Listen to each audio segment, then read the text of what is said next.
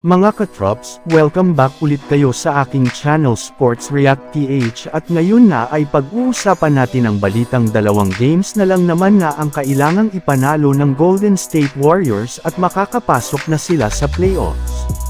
Pag-uusapan na rin nga natin ngayon dito sa ating panibagong video ang naibalitang huling player na pipirma sa Los Angeles Lakers.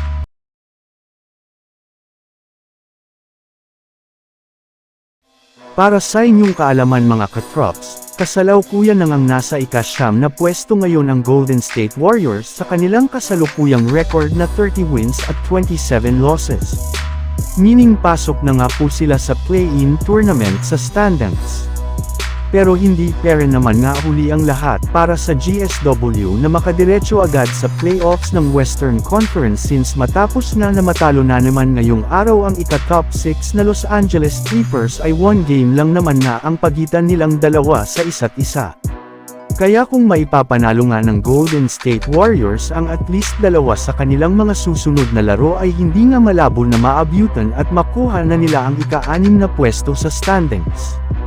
At sa kabutihang palad rin naman nga mga idol, ay winnable rin naman nga ang susunod na 4 na laro ng GSW dahil puro mga mahihinang team nga ang kanilang makakalaban dito kagaya na lang ng Charlotte Hornets, Orlando Magic at ang Philadelphia 76ers na lahat nahihirapan na makakuha ng panalo sa mga nakalipas na araw.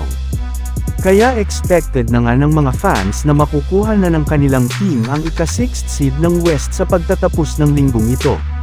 Samantala pumunta naman tayo sa ating sunod na pag-uusapan ngayon sa naibalitang huling player na pipirma sa Los Angeles Lakers.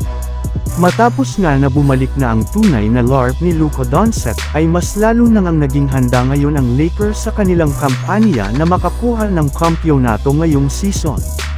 Mismong si Luka na rin naman nga ang nagsabi na naniniwala nga siya na meron silang lineup na kayang makapag-compete laban sa mga malalakas na kupunan sa NBA. Pero aminado nga ito na marami pang ang mga bagay sa team na kailangan nila na mapa-improve at mabago na magagawa na rin naman nila sa mga susunod na araw. At ayon nga sa isang NBA insider, wala na rin naman nga daw kung balak pa ang Lakers na kumuha ng bagong player sa loob ng buyout market bagkus plano na nga daw po ng kanilang front office na pumili either kay Trey Jemison II o kay Jordan Goodwin kung sino sa kanila ang bibigyan nila ng kontrata bago magtapos ang Pebrero. Lingid nga sa inyong kaalaman, hindi rin naman nga nakakasama sa playoffs ang kanilang mga two-way players kaya kung sakali man na nagamitin nila ito sa postseason ay kailangan nga ng kanilang team ay convert ang kanilang kontrata.